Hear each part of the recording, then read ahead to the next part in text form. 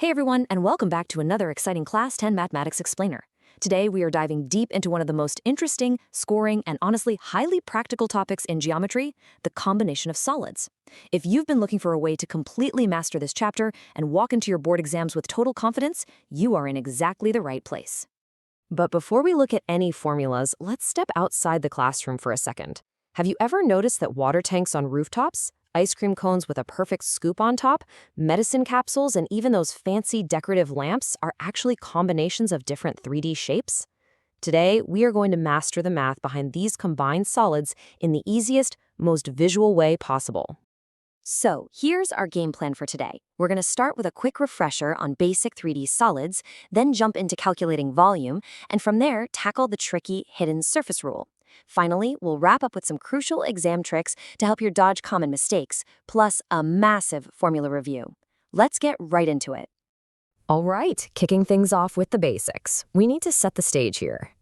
Before we start combining anything, what exactly is a solid, right? Well, unlike a flat 2D square or circle drawn on a piece of paper, a solid is three-dimensional. That means it actually takes up physical space. It holds volume, it has an outer surface area, and it's defined by three distinct dimensions: length, width, and height. And you know these shapes, they're literally everywhere in our everyday lives. Think about a cube. That's basically a die from your favorite board game. A cuboid, just a standard cardboard box. A cylinder is your trusty water bottle. A cone is exactly like a bright orange traffic cone. And a sphere is, well, just a football. These 5 shapes right here, they're your basic building blocks. Which perfectly brings us to the main event: combining them. What happens when you take 2 or more of these basic building blocks and mash them together to form a brand new object? Think of that ice cream cone with a big scoop on top. Mathematically, that's just a cone plus a hemisphere. Or a medicine capsule, which is really just a cylinder wearing a hemisphere on each end. Our main goal today is to figure out exactly how to calculate the total volume and total surface area when we join these shapes together. So let's start with volume, and honestly, this is the much more straightforward part. When it comes to the volume of combined solids, it all boils down to a super simple rule. It's just straightforward addition and subtraction.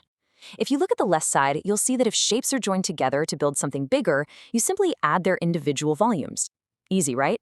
But looking at the right side, if a piece is carved out, hollowed out, or removed, like scooping a hemisphere out of a block of wood, you subtract that volume.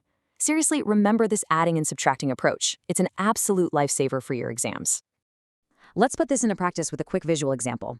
Imagine a solid where a cylinder is sitting perfectly on top of a cube. Let's say the cube has 4 centimeter sides, and the cylinder has a radius of 2 centimeters and a height of 3 centimeters. First step, we find the volume of the cube. That's 4 cubed, which gives us 64 cubic centimeters. Second step, the cylinder's volume. Using pi r squared h, that's pi times 2 squared times 3, which comes out to 12 pi, or roughly 37.68 cubic centimeters. Step 3, since they're stuck together, we just add them up. 64 plus 37.68 gives us a grand total of 101.68 cubic centimeters. See? It's a super logical step-by-step process. Now, let's move on to surface area, which, well, it comes with a major trap. Enter the hidden surface rule. Okay, you've got to listen to this golden rule very carefully. If 2 solids are joined together, the touching surfaces become internal and are absolutely not included in the total surface area. Let me break that down. Remember that cylinder on top of the cube we just calculated? The bottom circular base of that cylinder is completely glued to the top of the cube. It's hitting inside the new shape. You can't touch it from the outside, you couldn't paint it if you tried, so you absolutely do not count it when calculating your outer surface area. This right here is where the trickiest exam traps are waiting for you. And honestly, why does this hidden surface stuff even matter outside the classroom? Because real-world professionals like engineers and designers use these exact calculations every single day. Whether they're designing complex architecture, optimizing giant water tanks, engineering medical equipment, or figuring out exactly how much cardboard is needed for the packaging industry. Getting the outer surface area right means perfectly calculating material costs. You're quite literally learning the math used to build the modern world. All right, let's tack exam strategy. We want to make sure you absolutely slay this section when test day comes. Here are 5 super common mistakes you need to actively avoid. Number 1, rushing and using the wrong formula because you misidentified a shape. Number 2, accidentally adding those hidden surfaces we just talked about. Don't fall for it.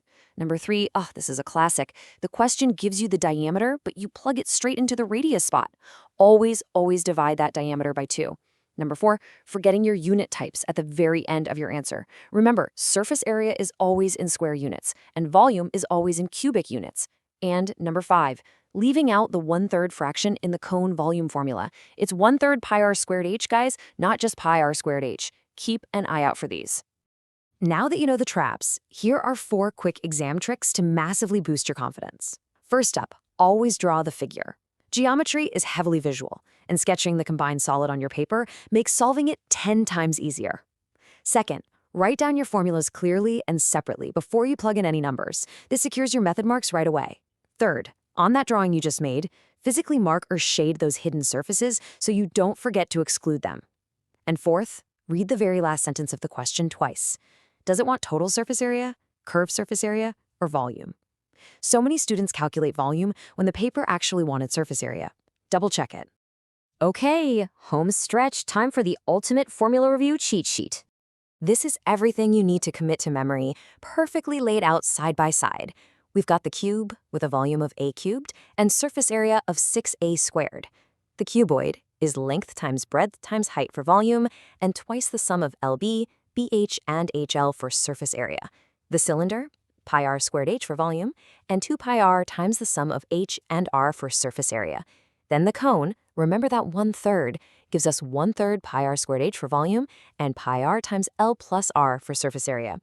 And finally, the perfectly round sphere gives us 4/3 pi r cubed for volume and 4 pi r squared for surface area. Seriously, go ahead and grab a screenshot of this right now. Knowing this grid by heart is your golden ticket to scoring high in this chapter. Before we wrap up this explainer, I want you to do something fun for me.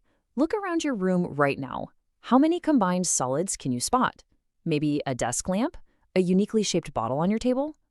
The math we just covered is quite literally everywhere you look. And once you get the hang of visualizing these shapes and locking down the formulas, answering these questions goes from tricky to incredibly rewarding. If this explainer helped you understand combination of solids easily, then like it, subscribe to the channel, and share it with your friends. Let's make math simple and fun together. Keep practicing, keep visualizing, and I'll catch you in the next explainer.